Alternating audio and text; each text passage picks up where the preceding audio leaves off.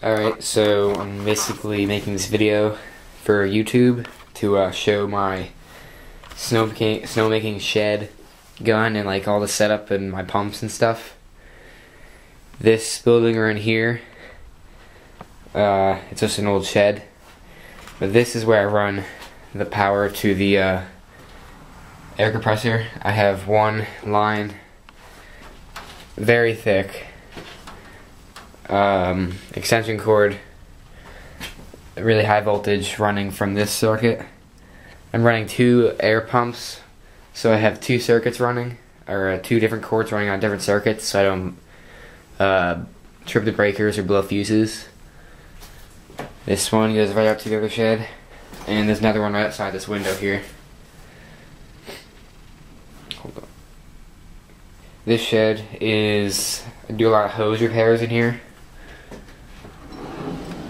I keep all my hose parts in here, one ways and things. A lot of splices. I still need to do this big 150 footer. Needs to be spliced. And more parts. Here is the other side of that doorway we saw. And this cord running to that other circuit over there. Both power cords running out to the snowmaking shed.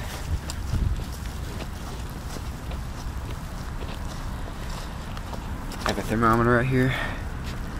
It says 38, around there.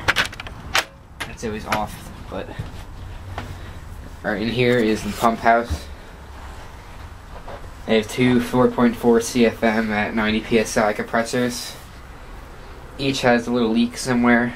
Like this pump going into the tank has a air leak, so I lose a couple CFM off that point part of it.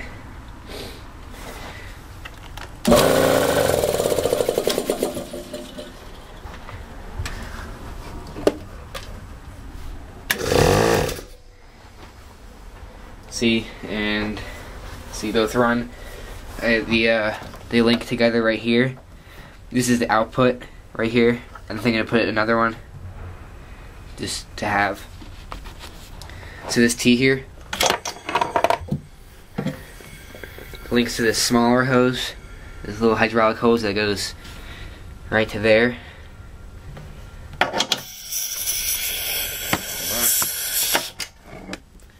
So that makes this compressor, both pumps, like, they equally fill their both tanks. So I get like, I would be getting 8.8 CFM on 90 psi if these are brand new pumps. That means with no leaks or anything, but I'm only getting about 7.5 because I have leaks, and that's plenty enough for this gun I have. These are the two power cords. They got a lot of slack here. All my air tools for blowing out the lines. Hoses. These are my water hoses. They're really thick gauge. They're actually like farm grade hoses. You can't pierce them or cut them because they're like metal woven inside the rubber. Yeah, that's just for this one. I have a standard garden hose, and then a really old one that's just my backup. And I have a small 8-footer just for if I need a couple extra feet. This is the pump. It's a Honda XL pressure washer. It runs at 2.5 gallons a minute at, I guess it's 2400 psi. Does the job. It's really loud. Next year I'm upgrading to probably a cat pump. Input output. It starts with a couple of holes. Some extra fuel. This is the airline I use. It's hydraulic, but hydraulic hose. It doesn't like to, it doesn't cooperate when it's cold. Then these are the two high pressure water lines. This is, I guess, a 50-footer, and that's a 25. I usually run them both together. I do lose some PSI off of it because it's running so far away from the pump. but I can get the compressor, the water pump away from the house and my neighbor's houses, so it's way more quiet and I don't get bothered about it. And I usually have that red hose running out here. I have another orange hose that I also use, but that's really long and I lose a lot of air out of that. And outside right here is the gun itself on its own standalone stand. There it is. External mix. I need to adjust my nuke. I have a water filter here and just a gauge so I can adjust, like a restrictor, I guess it would be. Water input, air input. This is a welded close nipple, or actually this spacer here is welded up, so the water won't come out here. It'll just go down, funnel in down through this pipe and up back out the nuke, and then the air collides and sprays it out. And it'll also go up to the misting nozzles up here. I bought them from Snow at Home. I'm definitely going to upgrade next year because I really don't like their spray pattern, and they take a lot more water and they don't do as good. I have,